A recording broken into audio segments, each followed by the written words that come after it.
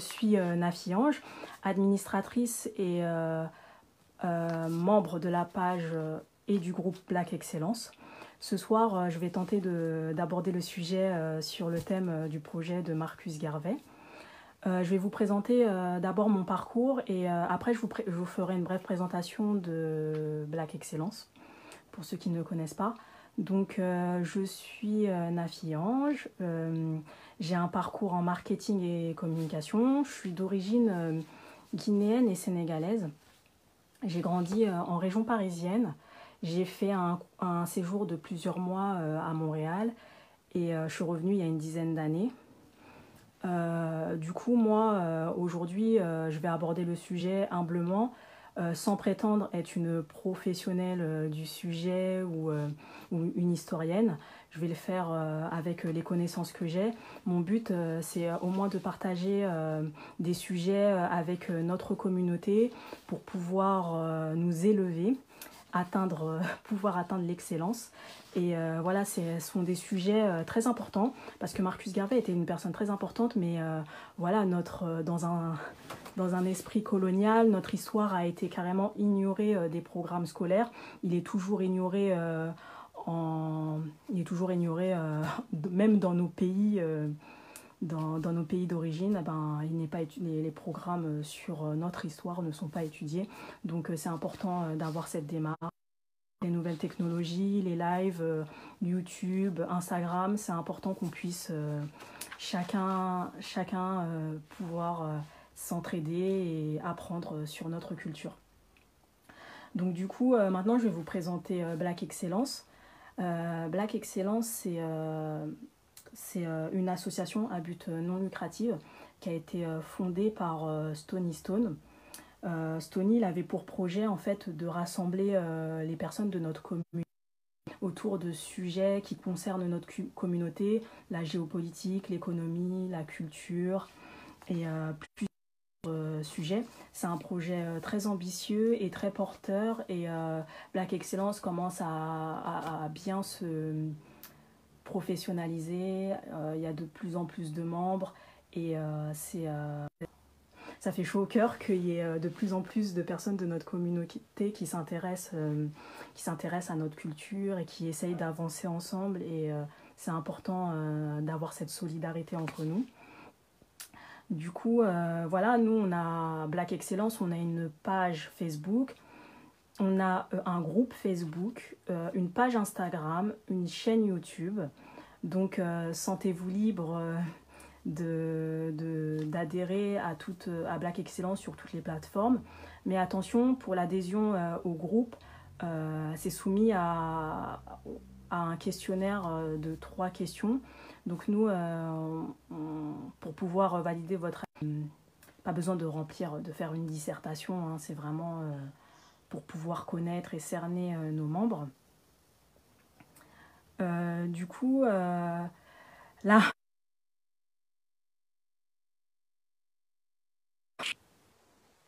personne, donc je vais laisser le temps aux gens de se connecter.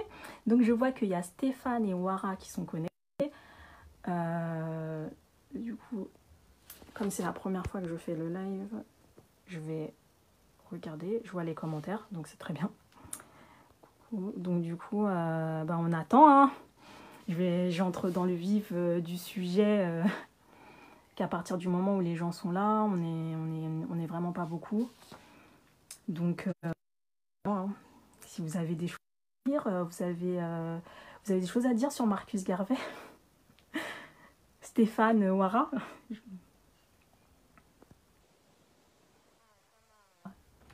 Kama est là aussi. Super. Salut Kama. Du coup, là, j'attends un peu. Pas nombreux et du coup... je vais commencer par son parcours et je trouve intéressant d'aborder son parcours pour cerner le personnage et comprendre le projet. Ouais, on dit que c'est le père du panafricanisme, mais le panafricanisme existait avant que Marcus Garvey commence à intervenir. Mais c'est ce qu'on dit, que c'est le père du panafricanisme. mais c'est un personnage très intéressant. En préparant ce live, j'ai été agréablement surprise par le personnage. Je le connaissais, mais pas autant en profondeur. Et franchement, il a réalisé de grandes choses. C'est vraiment dommage qu'il soit carrément ignoré des programmes scolaires. Bonsoir Stony, coucou. Du coup, c'est vraiment dommage qu'il soit ignoré des programmes scolaires parce que c'est un personnage très intéressant. Il a fait des grandes choses pour... ouais, je me suis très bien documentée et voilà, j'ai préparé ce live en espérant pouvoir retransmettre aux gens ou au moins donner cette curiosité de s'intéresser à Marcus Garvey. Parce que voilà, nous, on étudie à l'école des personnages qui ne font pas partie de notre culture. Et ils font beaucoup moins que ce que Marcus Garvey a fait. Il a rassemblé énormément de monde autour du garvéisme, autour de son courant de pensée. Et il ne s'est pas démonté, même face aux aliénés. Hein. Il avait conscience qu'il y avait des aliénés, mais il ne s'est pas démonté. Et franchement, c'est un personnage super fort. Et voilà, que j'admire beaucoup. Et je trouve dommage que voilà, son projet n'ait pas pu aboutir sans trop vous teaser là. Parce que je pense que vous savez déjà, mais voilà, dans un souci d'aliénation coloniale, voilà, on ne nous montre pas des personnages forts comme lui qui ont compté dans notre histoire et qui auraient pu faire, si on nous en avait parlé, peut-être que plus tôt on aurait eu cette conscience et plus tôt on aurait fait des choses pour notre communauté. Donc, dommage. Là, je vais attendre un peu. Je vais encore attendre un peu parce qu'on n'est vraiment pas nombreux. Là, je regarde, il est 22h20. Ouais, du nationalisme, ouais. C'est ça en fait, c'est qu'il est une figure très importante et il y a des gens moins importants qu'on étudie dans l'histoire et lui on ne l'étudie pas. Donc voilà. Du coup, bon, je vais commencer par mon préambule. J'ai préparé un petit préambule qui me tenait à cœur pour cette vidéo. C'est de parler de la marque de smartphone Maraphone. Avec les dernières actualités, on a beaucoup appelé à boycotter les produits chinois. Mais en fait, c'est bien de boycotter, mais il faut des alternatives. Donc moi, plutôt que d'appeler à boycotter, je préfère appeler notre communauté à consommer Black Business. Et moi, ce que j'aimerais bien, c'est que ma marque montante mondiale et du coup, vous proposer, si vous envisagez dans pas longtemps de faire l'acquisition d'un smartphone, de faire l'acquisition d'un Maraphone, parce qu'il y a deux modèles, il y a le X et le Z. Ils sont à la pointe de la technologie. Et ils sont fabriqués sur notre continent, ils sont 100% africains, c'est détenu par un Africain. Donc le fait de participer, de consommer, va aider notre économie à émerger, donc les back business à émerger, à s'améliorer et pourquoi pas nous proposer d'autres produits. Donc moi j'avais eu l'idée, si on fait des prochains lives, de pouvoir en préambule, le temps que les gens se connectent, pouvoir proposer des black business et au moins soutenir notre communauté et apporter aussi notre pierre à l'édifice en parlant, en faisant nous-mêmes la promotion de ces black business. Donc du coup, ouais, moi j'avais prévu de le faire sur mon ordinateur, mais il y a eu un souci, donc je le fais sur mon smartphone. Donc là, j'ai vu que Stéphane m'a demandé de t'envoyer le lien. Donc c'est ça le site. C'est ça le site. Du coup, voilà, à condition d'avoir des alternatives. Du coup, c'est pareil, on parlait de boycotter H&M. Mais H&M, en fait, c'est un prix concurrentiel. Donc, si on veut boycotter, il faut qu'on propose nous-mêmes des produits africains au même prix que H&M. Parce que si on propose des produits africains, je sais pas, une veste à 150 €, forcément, notre communauté va pas forcément suivre parce que tout le monde n'a pas forcément ce budget à accorder à des vêtements de tous les jours, en fait. Donc, on a des budgets pour certaines marques, pour avoir des beaux habits, mais pour avoir des habits de tous les jours, ce serait bien d'avoir une marque qui se mette face à H&M et finalement c'est du black business et on va là-bas pour consommer. Du coup, je vais commencer. Il est déjà 22h20, je ne veux pas que les gens qui travaillent demain se couchent trop tard. Donc je vais vous présenter le plan que j'ai préparé. D'abord, je vais parler du parcours de Marcus Garvey. Donc, il y en a certains dans notre communauté qui le connaissent, mais il y en a beaucoup qui ne le connaissent pas du tout, ce qui est logique, c'est ce que je disais tout à l'heure. Il a été évincé des programmes scolaires occidentaux. Donc nous, ce sont les Occidentaux qui nous ont donné... qui nous ont livré notre scolarité, donc forcément il a été évincé, donc il y a beaucoup de personnes qui ne le connaissent pas. Je vais ensuite vous exposer sa vision, son projet. Il a créé un courant de pensée qui s'appelle le garvéisme. Le garvéisme, c'est l'ancêtre du rastafarisme, parce que Marcus Garvey est devenu un prophète pour certains, parce qu'il il a dit des choses et ça a été pris comme des prophéties et ça a entraîné une religion qui est le rastafarisme. Nous parlerons du débat qu'il y a eu autour de son supposé racisme. On va en parler brièvement et l'expliquer. Nous parlerons ensuite des projets réalisés avant celui de Marcus Garvey, comme le retour des Afro-Américains au Libéria, qui a pas forcément... On verra si ça a été un échec, si ça a réussi. Il y en a certains qui le savent déjà, mais il y en a d'autres qui ne le savent pas. Et on verra aussi les projets qui ont été repris après la mort de Garvey dans la lignée de son courant de pensée. Nous évoquerons deux pays qui ont été assez favorables au retour de la diaspora africaine. Et du coup, on va en parler. Et du coup, vous pourrez intervenir en dernière partie de ce live. Je vous invite à laisser vos numéros de téléphone aux administrateurs, mais surtout à Wara pour pas que ça soit dispersé, pour qu'elle me les envoie et que je puisse vous appeler.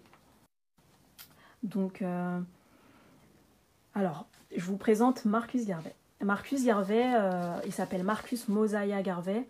Il est né en 1887 en Jamaïque. Il est issu d'une fratrie de 11 enfants, dont 9 ont bas âge. Il a été le seul survivant avec sa sœur Indiana.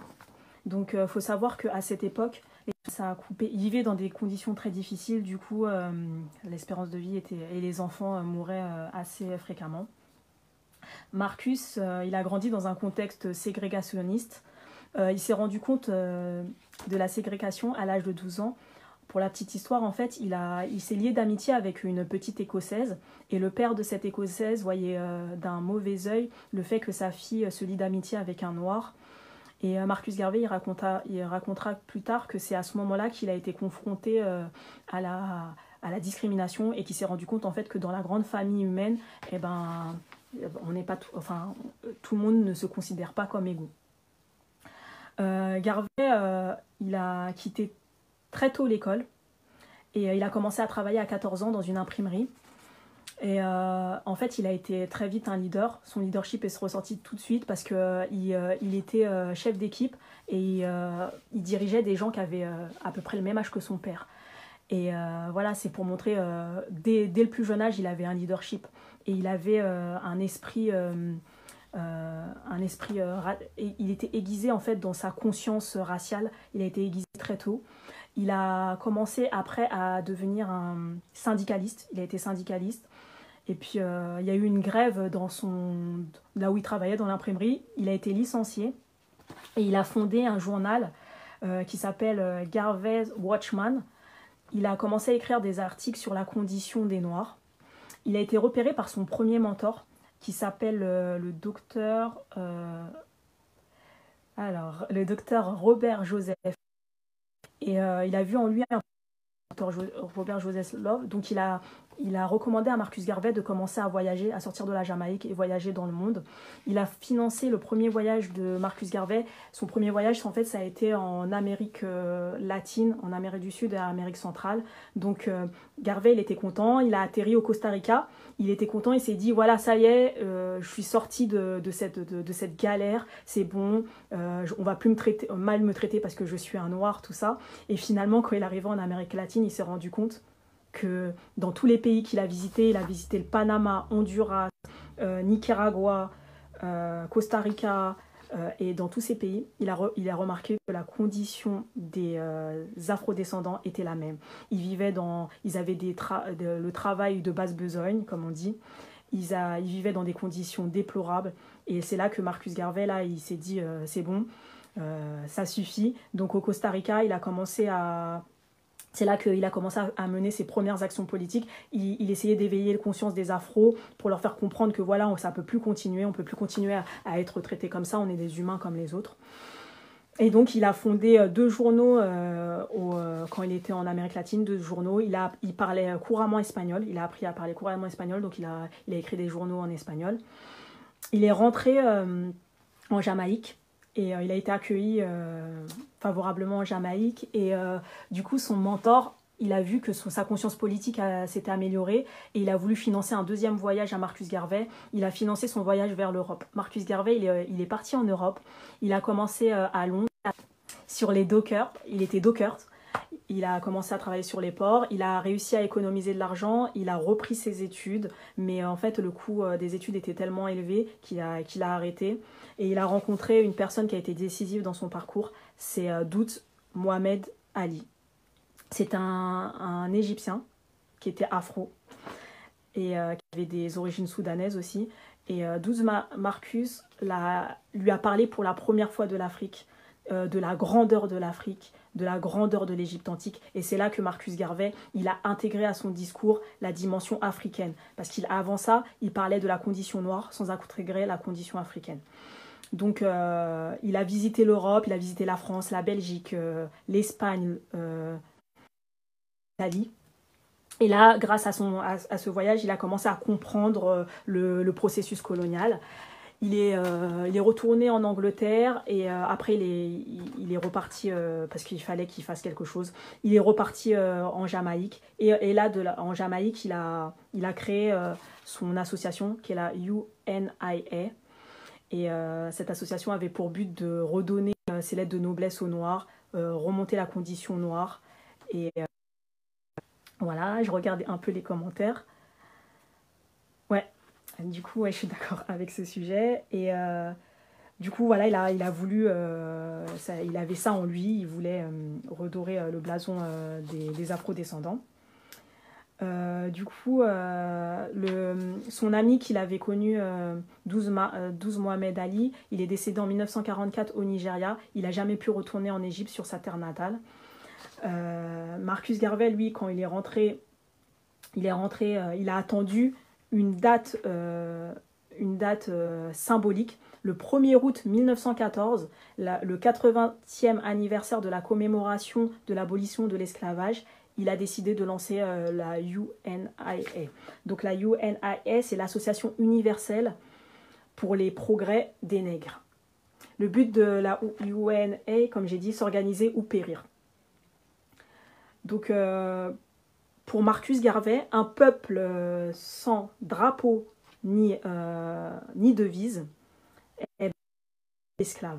Donc il a déjà réfléchi à quelle nation il voulait créer, il a déjà réfléchi au drapeau qu'il voulait créer. Et du coup, il voulait le drapeau, je ne sais pas si vous l'avez déjà vu, c'est horizontal, rouge, rouge, alors c'est ça, rouge, noir et vert. Le rouge, c'est pour le sang versé dans le passé dédié à l'avenir. Le noir, c'est pour le symbole de la fierté de notre race. Le vert, c'est pour l'espoir d'une vie meilleure en Afrique. Et voilà. Donc les partisans Rasta, ils ont rajouté le jaune par la suite, c'est pour leur vie en Afrique. La devise choisie par Marcus Garvey, c'était un seul Dieu, un seul Dieu, un seul but, une seule destinée. Et voilà. Et Marcus Garvey, il a été très malin. En fait, il avait aucun lien avec la spiritualité africaine. Donc pour atteindre sa communauté, il savait très bien que sa communauté était très alignée et très dans la religion. Donc Marcus Garvey, ce qu'il a fait, il a fait venir une succursale de l'African Orthodox Church. C'est une église où il y avait des Noirs à la Nouvelle-Orléans. Il l'a fait venir en Jamaïque. à noircir les symboles de la religion catholique. Il a représenté un Jésus noir, Adam et Ève noirs. Au début, ça a été pas très bien accueilli. En fait, ils étaient étonnés, les Noirs, de voir un Jésus noir. Ils se disent, mais comment Jésus il aurait pu être noir comme nous, quoi. Il se dévalorisait. Et petit à petit, à force de persévérance, Marcus Garvey a fini par faire accepter le fait que Jésus était noir auprès du public, et il a fini par leur parler de leurs conditions et voilà, lui parler de son discours et de son combat. Du coup, Marcus Garvey, quand il était en Angleterre, il avait lu un livre qui l'avait complètement touché. C'était un livre de Booker T. Washington qui s'appelle Up from Slavery. Et Booker T. Washington, c'était un Américain qui était d'ascendance mulâtre, donc métisse, et qui était un homme d'affaires aux États-Unis et qui a œuvré pour le droit civique des Noirs aux États-Unis.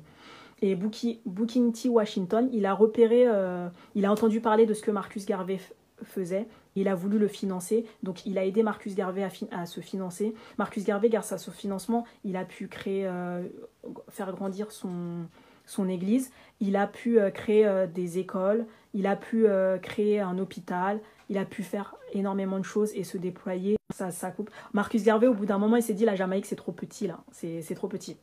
Donc, en fait, Marcus Garvey, il n'a pas eu la chance de rencontrer Booker T. Washington, parce que Booker T. Washington, il est décédé entre-temps. Et Marcus Garvey, il a affrété une délégation de 13 personnes. Ils sont partis aux États-Unis pour chercher des financements pour sa campagne. Et il a voyagé dans les États-Unis. Il a vu 38 États sur 50. Et du coup, il a rencontré les États du Sud et il a essayé de parler aux Afro-descendants qui étaient aux États-Unis pour les sensibiliser à la cause. Et du coup, voilà, il est revenu en Jamaïque, puis finalement, il s'est installé définitivement aux États-Unis. Il a acheté un local aux États-Unis, et il s'est installé à Harlem. Au début, il a commencé à s'adresser aux Afro-Caribéens, parce qu'il y avait un conflit entre Afro-Américains et Afro-Caribéens. Les Afro-Américains se sentaient supérieurs aux Afro-Caribéens. Et du coup, c'était difficile entre eux. Donc Marcus Garvey, il a commencé doucement en s'adressant aux Afro-Caribéens. Et c'est comme ça que... En fait, il est très malin, Marcus Garvey. Il avance à petits pas et puis il finit par englober plus de gens.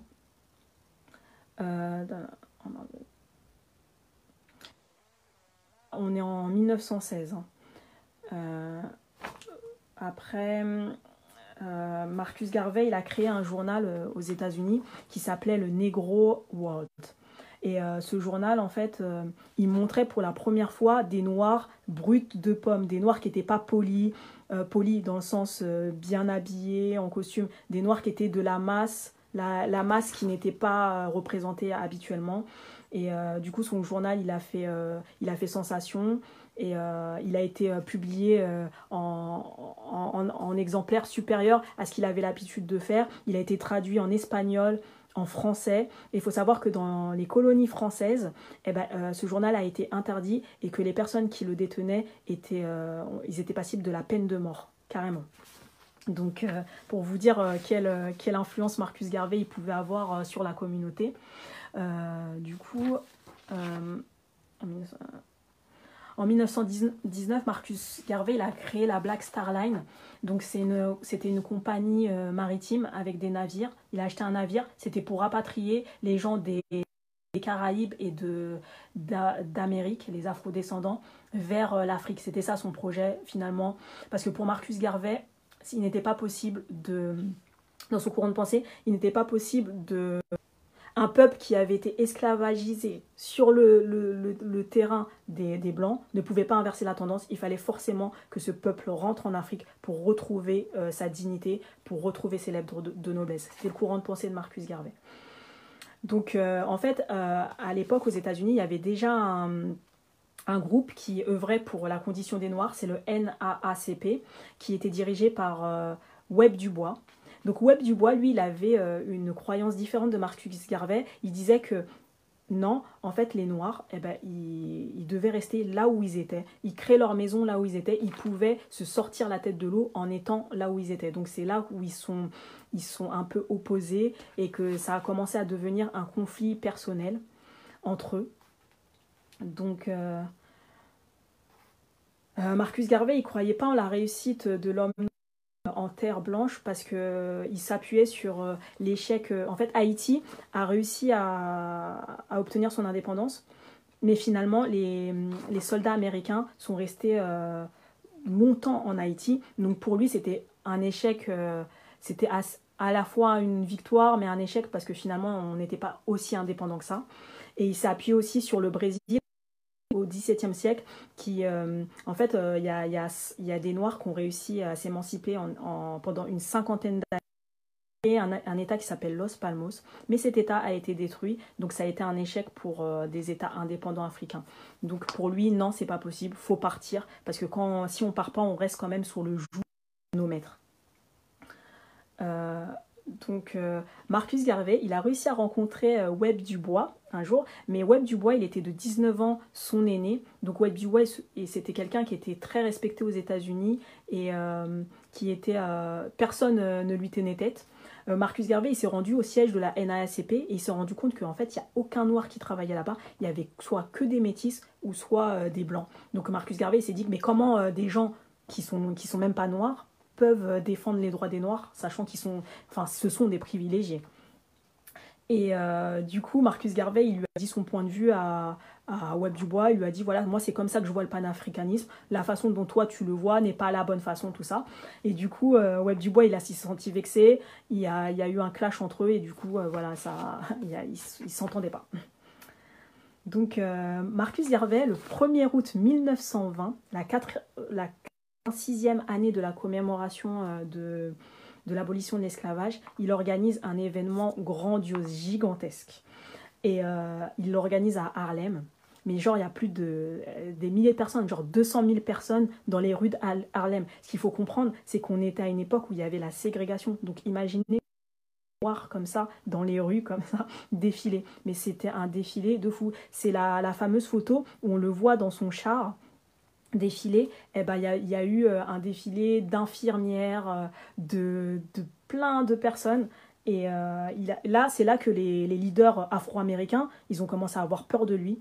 Ils ont dit, ouais, lui, c'est la tête à abattre parce qu'il est en train de nous voler notre place. Et du coup, il a commencé à être l'ennemi des afro-américains, des leaders. Et Marcus Garvey, il a fait quelque chose qui a créé la polémique, c'est qu'il s'est associé au Ku Klux Klan. Le Ku Klux Klan est en faveur du fait que les Noirs partent de leur terre. Donc ils se sont associés avec Marcus Garvey et cette décision de la part de Marcus Garvey a été incomprise par ses membres. Il a perdu pas mal de membres quand il s'est associé au Ku Klux Klan. Donc il a dû...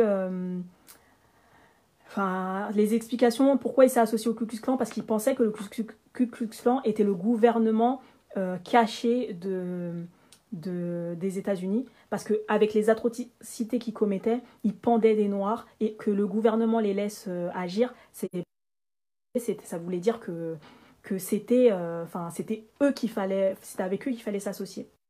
Donc Marcus Garvey, il obtient le financement du Ku Klux Klan. Donc grâce au financement du Ku Klux Klan, il peut acheter plusieurs navires, il peut faire beaucoup plus de choses, sa compagnie prend plus d'ampleur. Et du coup, il y a, pour pouvoir voyager, il fallait participer à hauteur de 5 dollars. 5 dollars à l'époque, pour les Afro-Américains, c'était une somme, c'était gigantesque. Marcus Garvey, il a obtenu 10 millions de dollars. Ça veut dire que 2 millions de personnes lui ont donné 5 dollars. C'était énorme. Ça veut dire que, en fait, Marcus Garvey, il a réussi à ouvrir des succursales NYA dans 40 pays.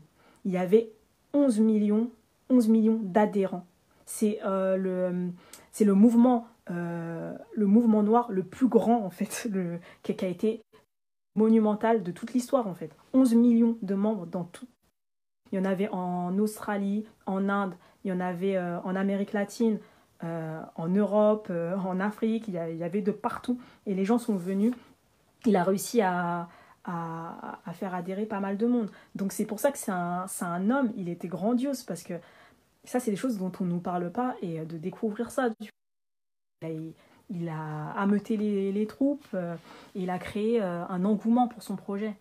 Et c'était merveilleux, en fait.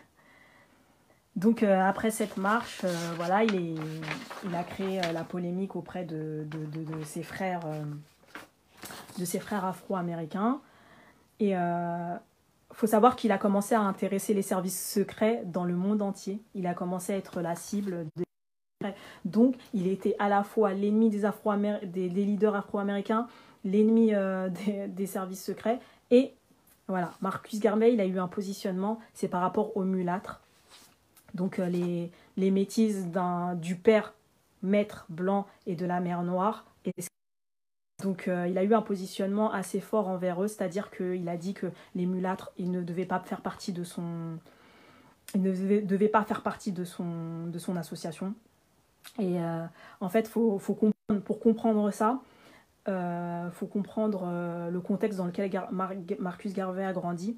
À l'époque, en fait, quand ils étaient les esclaves, ils étaient fouettés par les mulâtres. Les mulâtres étaient l'intermédiaire entre noirs et le maître. Et les mulâtres, en fait, ils fouettaient les esclaves.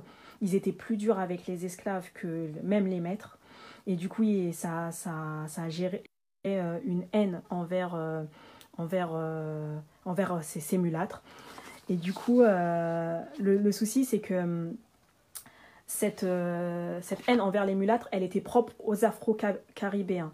Mais en Amérique, il n'y avait pas de différence comme ça. Il n'y avait pas ce colorisme entre mulâtres, noirs. En fait, aux États-Unis, c'est t'es noir, t'as une goutte de sang noir, t'es noir.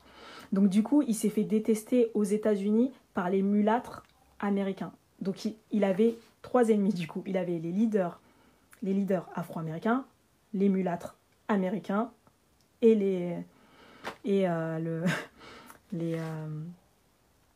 FBI. Donc du coup, c'était un peu difficile pour lui. Et par contre, voilà, il a quand même obtenu, il a obtenu des millions. Et c'est pour ça qu'il s'est aussi allié avec le Ku Klux Klan, les KKK là, parce que le Ku Klux Klan aussi détestait les mulâtres, parce que pour eux, les mulâtres, c'était la fin de leur pureté. Enfin, aller les remplacer, donc il fallait que les mulâtres dégagent, et les noirs aussi. Les noirs dégagent pour plus générer de mulâtres, en fait. Donc c'est ce qui s'est passé. Et voilà, il y a eu une période de forte déstabilisation de Marcus Garvey en Amérique. Il y a eu Garvey must go, c'est-à-dire et on voulait que Garvey parte, mais le gouvernement n'avait aucune raison que Garvey parte, même s'il était jamaïcain. Il avait s'associer au Ku Klux Klan n'était pas une peine, n'était pas quelque chose où il devait être expulsé, il n'était pas un sujet pour être expulsé. Du coup, Marcus Garvey, il y a un de ses partisans qui s'appelle George Tyler, qui lui a tiré 5 fois dessus. Et Marcus Garvey, il s'en est sorti de ces 5 tirs. Il a été blessé. Mais George Tyler, il a été emprisonné, il s'est suicidé en prison. Il n'a jamais expliqué pourquoi il a tiré sur Marcus Garvey. Et il n'a jamais expliqué s'il y avait des commanditaires derrière cette tentative de meurtre. Marcus Garvey, du coup, il organise un deuxième événement. Et à cet événement, il se présente avec ses bandages suite à ses tirs. Et voilà, après, c'est là que la dimension prophétique est rentrée. C'est-à-dire qu'on s'est dit, oh là là, un homme qui survit à 5 tirs de balle, c'est pas un humain, quoi. Et c'est là que voilà, ça a commencé son aura en tant que prophète. Parce qu'il y en a certains, j'en ai pas... Ouais, c'est ce que si j'en ai parlé, les Rastas considèrent voilà, vraiment comme un prophète. Parce qu'il, soi-disant, il a fait des prophéties. Alors qu'il était assez visionnaire. Donc c'est cette dimension qui est arrivée pour Marcus Garvey. Et voilà, il y a sa femme à ce moment-là qui le quitte parce qu'elle estime que voilà, ça empiète trop sur leur vie privée, il a failli mourir et ça va trop loin. Mais lui, il veut continuer dans son cheminement et pour lui, c'est sa vocation de rallier les Noirs à sa cause. Donc voilà. Bon, pour le projet là, on entre dans le vif du sujet, on entre dans le projet de Marcus Garvey. Donc le projet de Marcus Garvey... il a envoyé des émissaires au Libéria, parce qu'il comptait s'installer au Libéria, en Éthiopie, sachant que le Libéria était anglophone.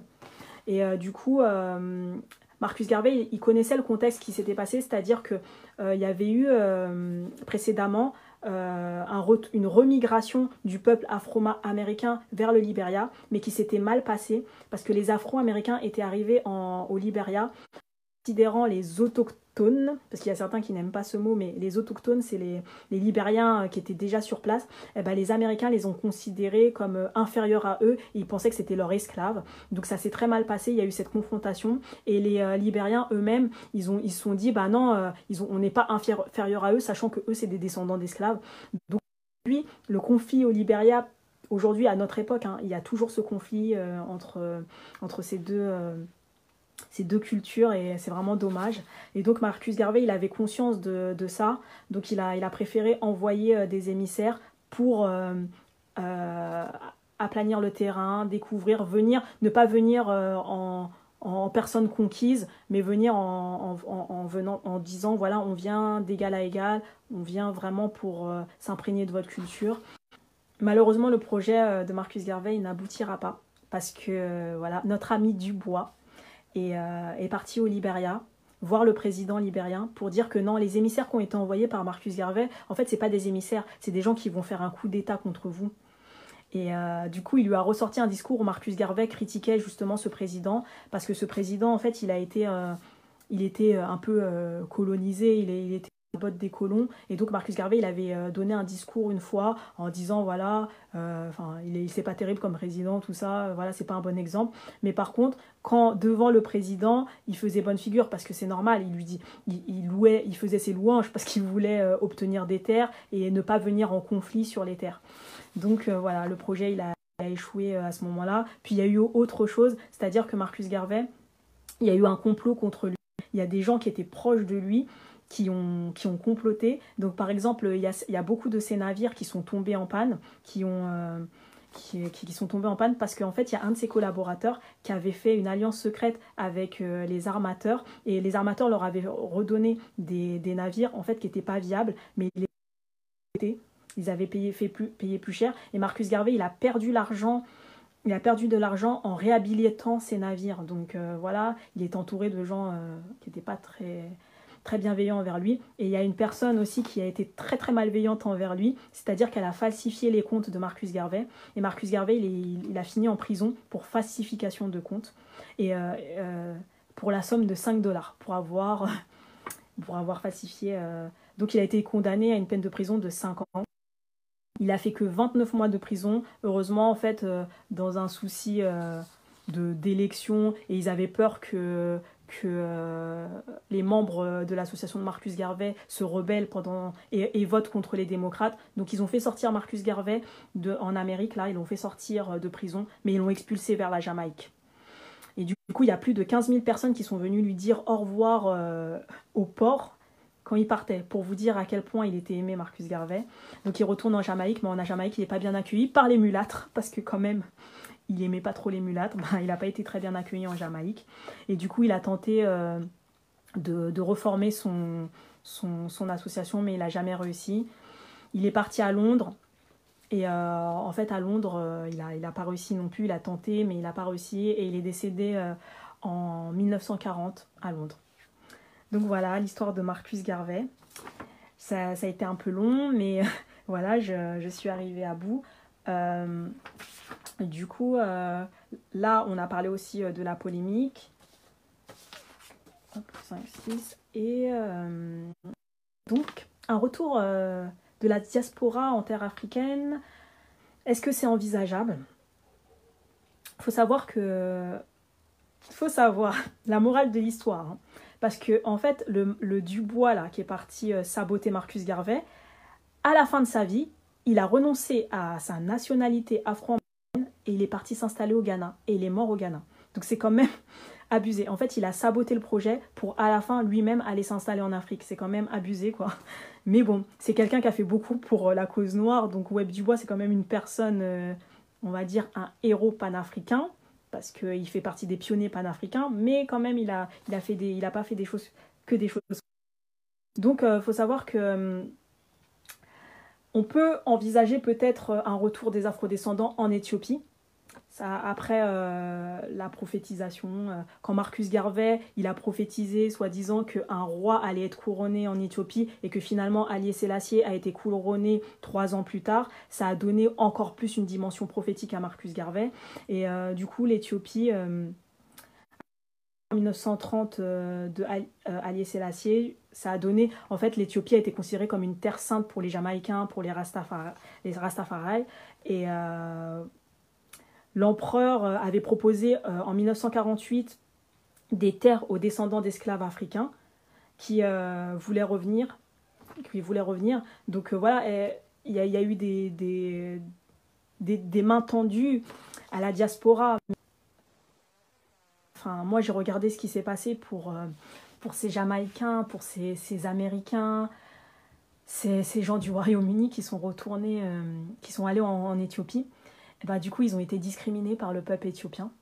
Le peuple éthiopien était condescendant envers eux. Il y en a qui se sont retrouvés SDF en Éthiopie, dans des conditions déplorables. Et les fumeurs de ganja, parce qu'en fait, dans l'herbe sacrée des Rastafari, bah, c'est mal vu en Éthiopie, donc ils étaient mal vus. Il y en a beaucoup qui ont renoncé à leur pays d'origine parce qu'ils n'ont pas renouvelé leur passeport, donc ils se sont retrouvés avec plus de passeport américain ou du Royaume ou de Jamaïque, mais ils n'avaient pas non plus de papier. Donc, oui, d'accord. Donc du coup, en 2007, le gouvernement éthiopien a promis de donner des cartes d'identité à ses ressortissants.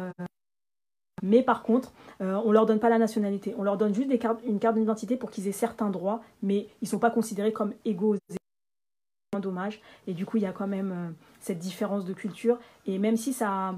En fait, ce mouvement, il a été lancé dans les années 60. Il y en a beaucoup qui sont retournés. Hein. Et là, il y a le nombre de Rastafari qui se trouvent en Éthiopie, c'est une centaine. Il n'y en a vraiment pas beaucoup, donc le projet, là, il a échoué. Le retour à Sion, là, il a échoué. Donc il y a aussi le Ghana là, qui a une démarche assez favorable envers le retour des afrodescendants. Ça a commencé d'abord avec Kwame Nkrumah qui avait appelé à tous les afrodescendants à rentrer en terre africaine. Mais du coup, là, en 2010, j'ai vu, en 2000, le pays, le Ghana, a adopté une loi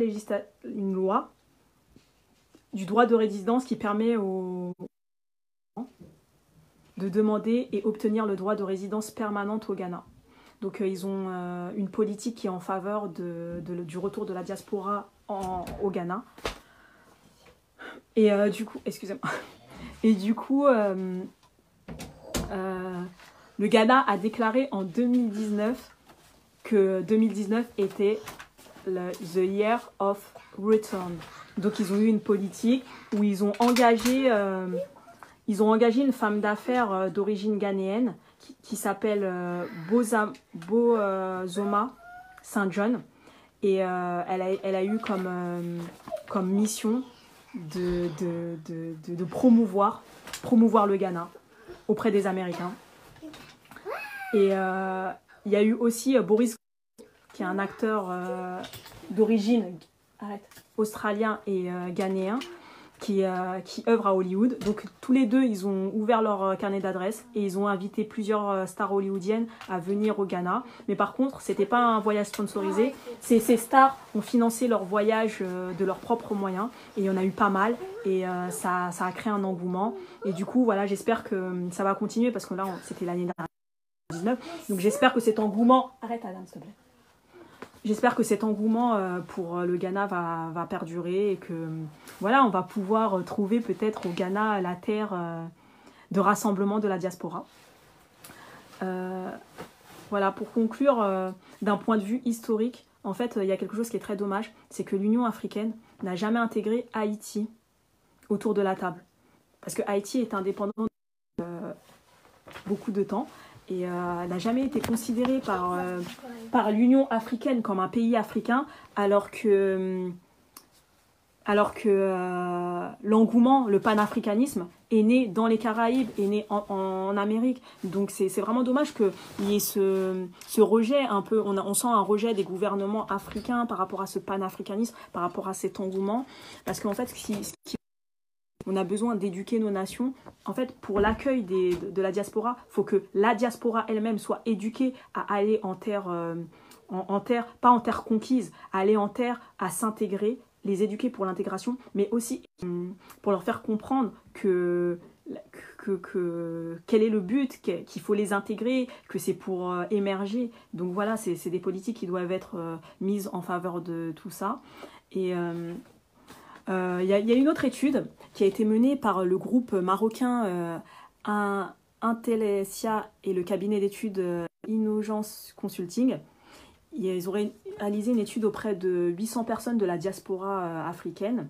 Et ces personnes, elles se disaient favorables à un retour immédiat en Afrique, c'est-à-dire, pas un retour, mais aller en Afrique. C'est 40% de ceux qui ont été interrogés sur les 800 personnes. Et 62% se disent favorables pour un projet entrepreneurial. C'est dans les conditions d'un projet entrepreneurial. Arrête, Adam. Désolée, c'est mon fils qui... Arrête. Donc du coup, voilà. Et moi, la question que j'aimerais vous poser, c'est devrait-on moderniser le congrès, parce que le congrès, il se présentait pas assez fréquemment, et devrons-nous, bah oui, c'est notre responsabilité, devrons-nous le remettre au goût du jour, l'internationaliser, en faire la promotion auprès de notre jeunesse et l'organiser plus fréquemment, c'est-à-dire tous les ans, organiser le congrès, je ne sais pas, un jour à Miami, un jour à Paris, un jour au Ghana, je ne sais pas, à Accra. Donc est-ce que c'est de notre responsabilité de faire ça, de faire naître cette pensée panafricaine, de reprendre le projet de Marcus Garvey? Donc voilà, là, nous sommes arrivés à la partie où vous allez participer. Donc, je ne sais pas si vous avez diffusé votre numéro de téléphone. Alors, je vais essayer, peut-être que ça va... Téléphone, donc s'il y a des personnes qui veulent téléphoner pour débattre sur le sujet. Donc en attendant, moi je vais... ça a coupé, donc je regarde vos commentaires. Ça a duré 47 minutes, donc je suis dans les temps, super. Alors, c'est le père de... Bonjour tout le monde, c'est vrai que tu...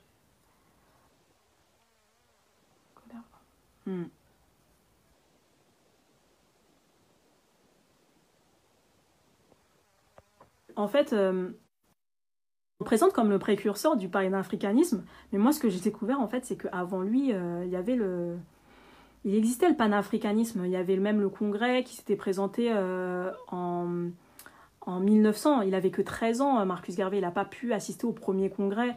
Donc, c'est dire qu'il est le père. Moi, je pense que c'est qu'il a ramené, lui, ce qu'il a amené, c'est le Back to Africa. C'est la dimension retour en Afrique, sur la Terre Sainte, le sionisme africain. Donc, il existe le sionisme africain, c'est le retour en Terre Sainte. Et du coup, il a ramené cette dimension et il a apporté énormément de choses. Moi, j'ai pris plaisir à préparer ce live parce que j'ai découvert un personnage que je ne me rendais pas compte qu'il avait, il avait rassemblé autour de son combat. Il a même été élu président intérimaire de la nation des États-Unis d'Afrique. Il a été élu président. Il y avait 11 millions de membres, donc c'était représentatif. Donc il ne pouvait pas être élu en terre africaine, parce qu'à l'époque, bon, c'était encore colonisé, c'était encore sur le joug des Européens, donc il fallait que ça soit fait à l'extérieur de l'Afrique. Et cet engouement pour l'Afrique, c'est tellement beau par la diaspora. Oui, du coup, allô? haut-parleur. Allô? Bonsoir tout le monde. Bonsoir.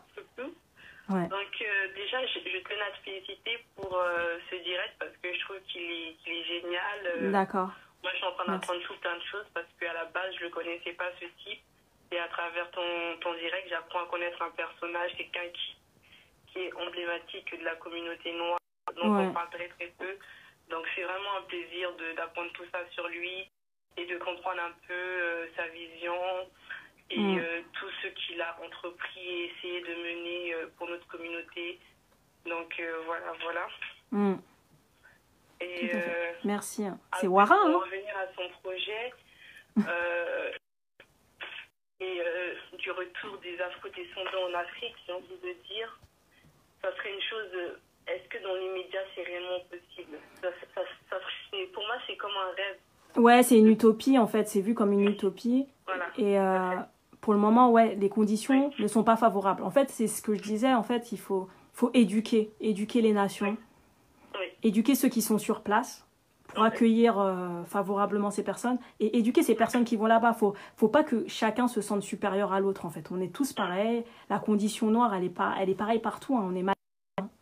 C'est ça. Donc, c'est d'égal à égal qu'il faut se sentir. Non, c'est un très beau projet. Ça serait quelque chose, je pense que on n'est jamais mieux que chez soi. Hein. C'est une réalité. Donc, je pense qu'à long terme, ça sera la seule solution évidente pour notre communauté.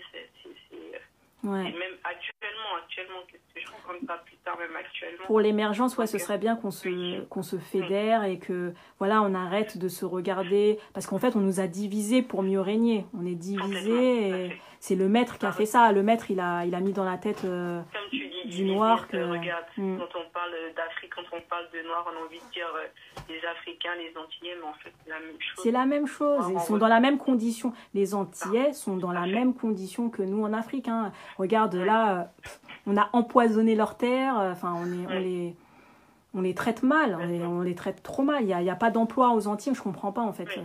C'est pas la France. Enfin, comment ça se fait? Tu vois? C'est incroyable. Donc... voilà. Donc, après, c'est un très beau projet, ça. Et pour moi, ça serait quelque chose de... un peu comme une utopie, comme tu as dit.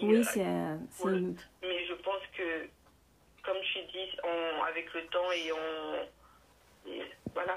Pour atteindre l'excellence, il faudrait qu'on soit unis, en fait, on fasse les États-Unis d'Afrique. Ouais, c'est ça, être unis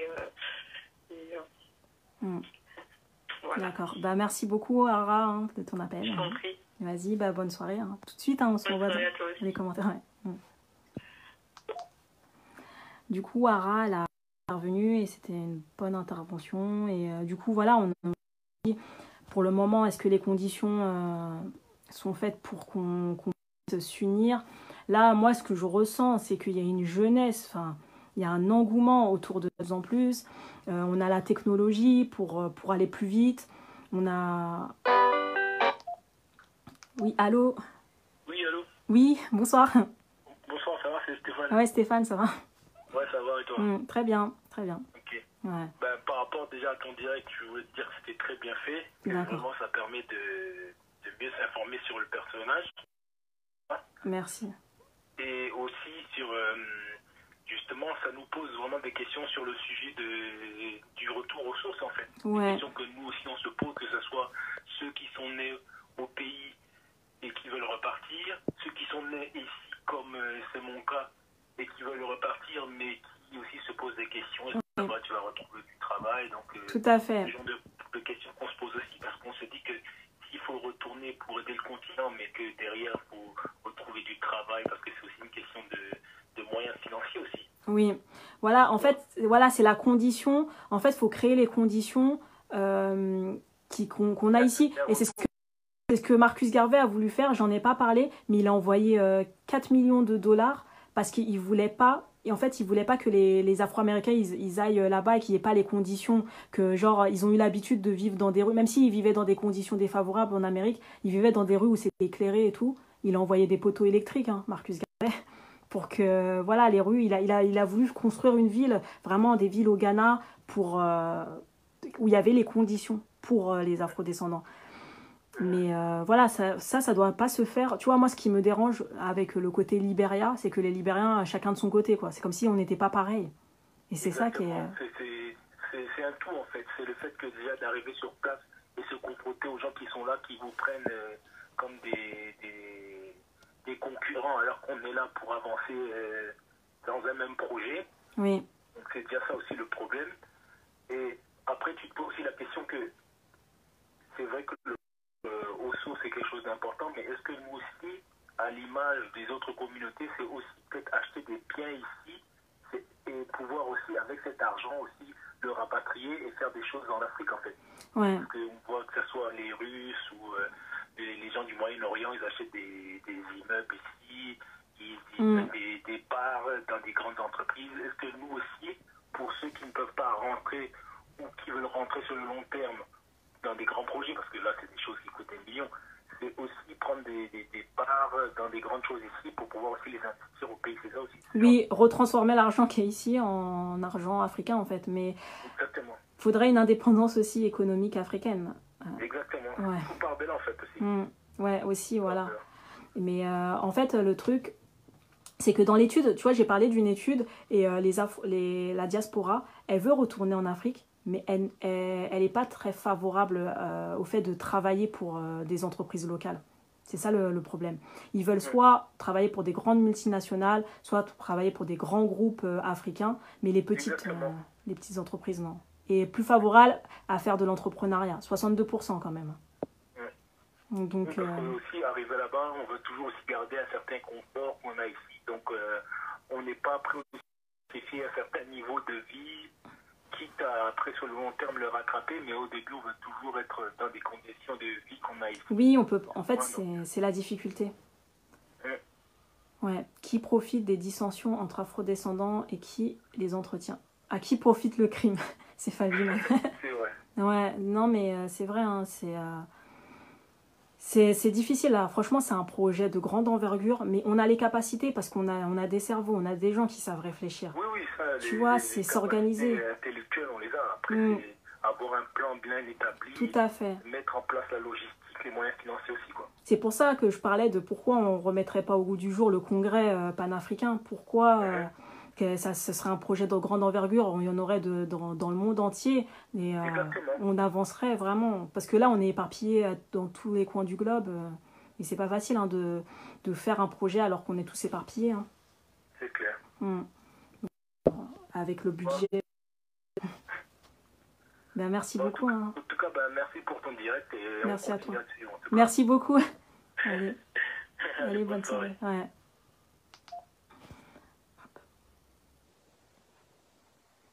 Intervention de Stéphane, c'est pas mal en fait, mais du coup, en tant que c'est difficile en fait de s'organiser. Hein. Là, faudrait après pour moi il faudrait concrétiser parce que pour moi nos parents ils avaient une très bonne connaissance du sujet, nos arrière-grands-parents aussi et voilà, ce serait bien de... Allô? Oui, allô? Oui, bonsoir. Je suis bien au numéro de... Oui, c'est bien le numéro. Oui, c'est bien moi, c'est Nafiange. Oui, allô? Bonjour, c'est Mimi. En fait, je suis là, je suis en direct. D'accord. Je suis membre du groupe... Black Excellence? Black Excellence, ah oui, d'accord, ok. Oui. Félicitations tout d'abord pour... Merci. Pour l'intervention, j'ai bien suivi et tout. Moi, personnellement, c'est un sujet qui me tenait aussi à cœur. Oui. Concernant tout ce qui a trait au panafricanisme, à l'unité culturelle noire, étant donné avec les différentes associations culturelles africaines dans ma région, dans ma ville ici, on y accède à ces questions. Ah, c'est super. Dans quelle ville? En Moselle, en Alsace-Lorraine. Ah, d'accord, parce que c'est pas très bien connu pour être pan. D'accord. Okay. Non, c'est que la Moselle, pour moi, c'est pas un bastion du panafricanisme, mais j'aurais pas... Non, c'est parce qu'en fait, je suis en France ici, en fait. Oui. En fait, c'est parce qu'on avait voulu regrouper dans un projet associatif les communautés culturelles africaines, françaises, autour d'un projet associatif. Ok, c'est pas mal, c'est une bonne initiative. Donc, effectivement, moi, je suis parti dans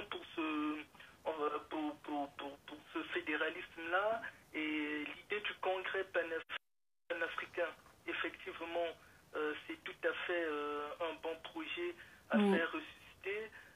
Mais je pense qu'il faudrait tout d'abord, cela pourrait d'abord nécessiter un travail en amont pour les questions, pour tout d'abord regrouper dans une logique fédéraliste les différentes communautés noires ici en Occident, celle de la diaspora.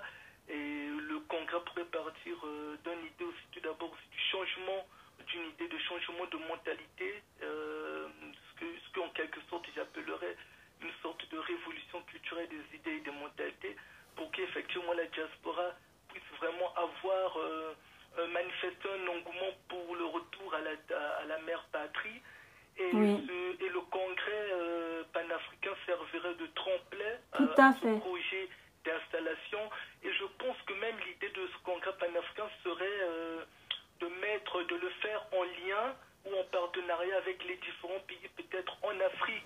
Oui, ce serait pour accueillir le Congrès. Par exemple, je pense au Ghana. Tout à fait, pour accueillir le Congrès. À la Namibie, à la Tanzanie, tout à fait. À la Zambie, c'est des pays déjà, dès leur début d'indépendance, leur président avait déjà manifesté pour le retour de la diaspora noire sur les terres africaines.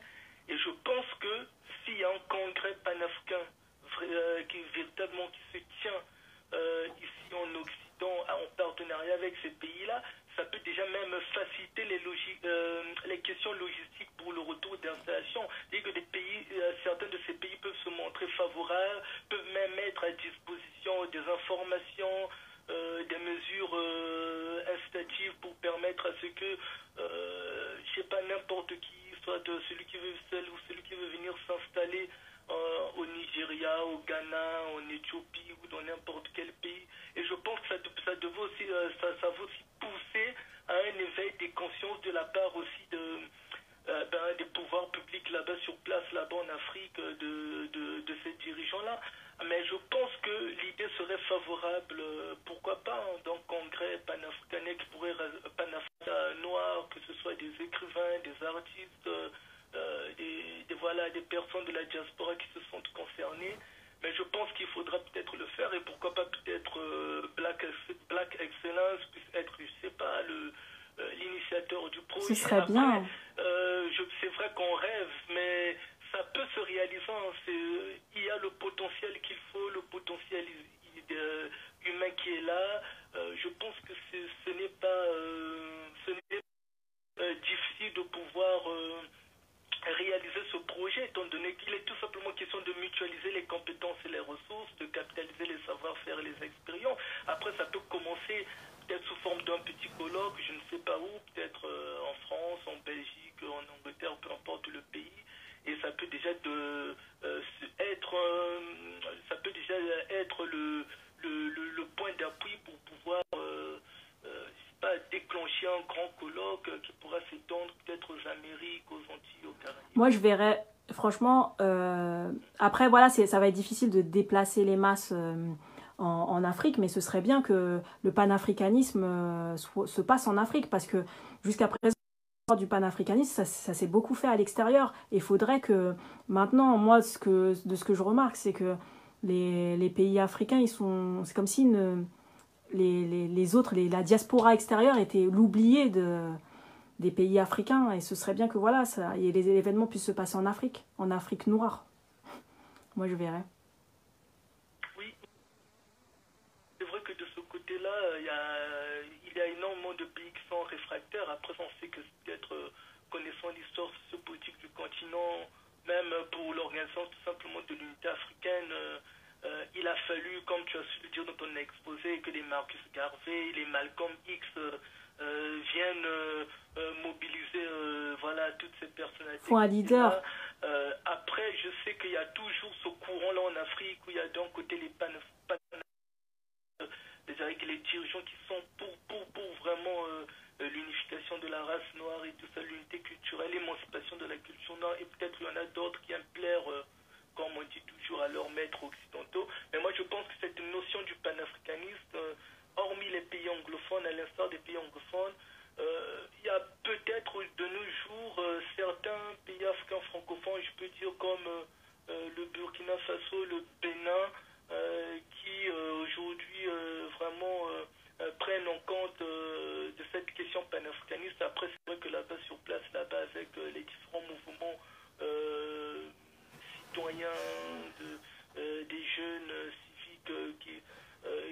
de reprendre le flambeau de tous ces héros-là, tels que les Thomas Sankara et autres. Mais je pense qu'après, si le mieux peut-être serait de le faire avec les pays qui sont favorables déjà à cette idée depuis toujours, hein, comme le Ghana. Après, je sais que quand on commence un projet ou une idée, au départ, il y a toujours des réfractaires ou des gens qui ne croient pas aux rêves, aux projets. On peut commencer une idée, comment toujours avec une ou deux personnes, deux ou trois, quatre. L'Union africaine, c'était comme ça. C'est 4 pays au départ, Addis Abeba et Éthiopie, qui n'a colonisé et qui avaient été choisis comme terre de cette unité africaine. Ensuite, il y a eu le Ghana à côté, le Nigeria, la Tanzanie. Ensuite, c'est d'autres pays qui se sont ralliés, Toubman, la Sierra Leone et autres. Après, aujourd'hui, c'est devenu les 54 pays. Donc, je pense que voilà, mais qu'il faut peut-être le faire, d'abord ce congrès panafricain, pourquoi pas, hein, parce qu'il y en a eu que 2 dans l'histoire. Le tout dernier, c'était à l'époque, dans les années 56, là-bas, il est Kwame Nkrumah, il est Garvey, il est Antenor Firmin à Manchester. Depuis là, il n'y a plus jamais eu de congrès. Bah oui, c'est dommage parce que il y avait un grand engouement, enfin des millions de personnes qui étaient intéressées par le projet. Et là, je pense que là, ça pourrait être de plus grande envergure. Ils étaient pas, enfin là, la population mondiale a grandi. Là, donc, effectivement, avec le fait qu'il y ait au niveau de la diaspora noire, les questions concernant le panafricanisme, l'émancipation des cultures ou l'intellectualité, notamment rien que quand on regarde cette floraison des groupes afro qui pullulent, c'est la gauche à droite, je pense que voilà, l'engouement y est, ça peut... l'idée d'un colloque, moi j'y tiens en fait. Sincèrement, moi je pense que ça peut commencer par là. oui. Et puis pourquoi pas en associant les pays qui sont déjà, je sais pas, peut-être passé, les pays qui ont déjà cette fibre panafricaniste là dans Voilà. peut-être leur service consulaire, leur service de coopération d'action culturelle, s'ils peuvent peut-être se joindre à ce colloque, à ce mouvement-là. Et puis je suis sûr qu'il y aura toujours des échos sur place, ralliés, je ne sais pas, les médias, c'est pas ce n'est pas ce qui monte. En autant de médias afro, il y aura toujours des... Après, il y aura toujours des échos, hein, il y aura des échos retentissants. Mais je pense que ce n'est pas le potentiel, franchement, qui manque pour pouvoir se retrousser les manches, se ressouder autour de cet idéal. Hein. Moi, je pense qu'effectivement... L'idée est porteuse. Ouais. D'accord. Ben, faudrait qu'on y réfléchisse, hein, parce que après, voilà, s'associer avec d'autres mouvements, d'autres associations de par le monde et créer... Voilà pourquoi dans l'un des commentaires là, j'essayais de dire à Wara si elle pouvait, je ne sais pas, peut-être organiser une rencontre de vive voix pour peut-être essayer d'en discuter en ligne. Et, voilà. Et après, ça peut même peut-être partir même d'une simple conférence, d'abord au départ ou de quelque chose. Mais je pense que c'est vraiment une question très très pertinente, ce retour sur la terre-mère d'Afrique, parce que énormément de personnes de la diaspora, non pas seulement celles qui sont nées ici en Occident, même les personnes qui ont quitté l'Afrique, qui ont longtemps résidé ici, nombreux peut-être ont aussi aimeraient rentrer sur la terre avec énormément de projets à réaliser, puisqu'il y a pas mal, moi je le constate dans les discussions, dans les échanges, hein, beaucoup sont porteurs de projets dans différents domaines, que ce soit dans le domaine social, culturel, et autres, mais je pense que c'est une question aujourd'hui au cœur de la diaspora, quoi, parce que pas mal de personnes envisagent, d'ici peut-être 5 à 6 ans, 8 ans, peut-être 10 ans, rentrer définitivement sur la terre du continent. Mais je pense que des initiatives comme ça peuvent être largement bien accueillies au sein de la communauté. Voilà, c'est... D'accord, ben, merci beaucoup. C'est Mimi. Bien, félicitations, bien de choses à tous. Et bonne soirée, à bientôt. Ce serait cool, mais c'est en projet, donc Black Excellence reviendra vers vous en temps voulu par rapport à ce qui se passe, parce qu'il faut savoir que Black Excellence, c'est une association qui est en pleine formation. Donc voilà, il y a des choses qui se préparent et voilà, on vous communiquera tout ça. Du coup, il se fait... là, le live, ça fait 1h10 et du coup, j'avais dit que ça allait durer environ 1 heure pour que vous puissiez, pour ceux qui travaillent, pour que vous puissiez aller vous reposer. Il est déjà 23h30, donc je vais laisser le live. Je vous remercie, franchement j'ai vu les commentaires, merci beaucoup. Je vais revenir dessus parce que j'ai pas eu le temps de tout lire. Et merci beaucoup pour votre intervention, pour votre participation. J'espère que le live quand même, il sera partagé, qu'il sera vu plus tard par d'autres personnes et qu'il pourra apporter des choses à d'autres personnes. Parce que voilà, c'est important de connaître notre histoire et c'est important de partager entre nous. Moi, c'est ce que je pense. C'est pour ça que je suis dans ce groupe, que je veux me retrouver, je veux partager. Et comme disait notre sœur Maya Angelou, plus vous connaissez votre histoire, plus vous êtes libérés. Donc, faut se libérer un peu plus à chaque jour. Et voilà, ça nous permet d'avancer chacun. Donc, allez, bonne soirée. Allez.